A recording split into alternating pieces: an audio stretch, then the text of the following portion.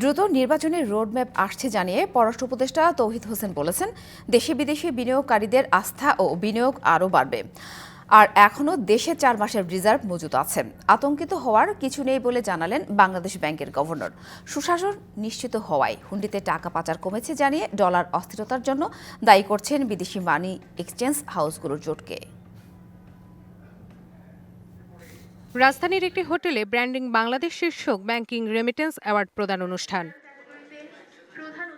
অনুষ্ঠানে পররাষ্ট্র উপদেষ্টা তৌহিদ হোসেন বলেন, বিদেশি বাংলাদেশিদের রাজনৈতিক অস্থিরতার জন্য ইমেজ ও ব্র্যান্ডিং নষ্ট হচ্ছে। খুব দ্রুতই একটি নির্বাচনী রোডম্যাপ আসছে বলেও জানান তিনি। যাদের একটু ক্ষমতার সাথে যোগ সাজশ আছে তারা জোর করে অনেক কিছু আদায় করে নেওয়ার চেষ্টা করেন, এবং সেটা নিয়ে কিন্তু আমাদের অফিসারদের কর্মচারীদের প্রচুর দুর্নামেরও সম্মুখীন হতে হয়।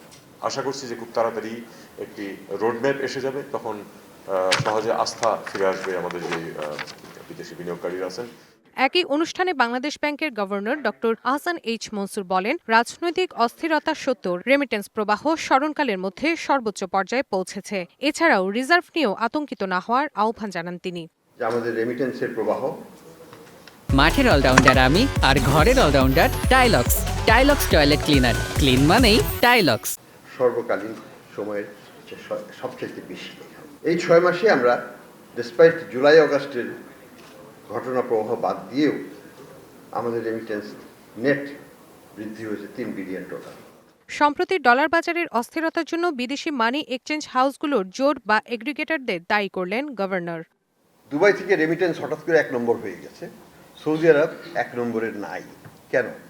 কারণ সৌদি আরবের টাকাগুলো সব এগ্রিগেশনের মাধ্যমে দুবাইতে চলে আসছে। কিছু প্রভাবশালী বড় কোম্পানি তারা এই অর্থটাকে এগ্রিগেট করে একটা বার্গেনিং প্রসেসে আমাদের এক্সচেঞ্জ রেটকে তারা ম্যানিপুলেট করার চেষ্টা করে। টাকা পাচার ও ব্যাংকিং খাতে সুশাসন ফেরায় অর্থনীতি এখন স্থিতিশীল অবস্থায় আছে বলেও জানান ডক্টর আহসান এইচ মনসুর।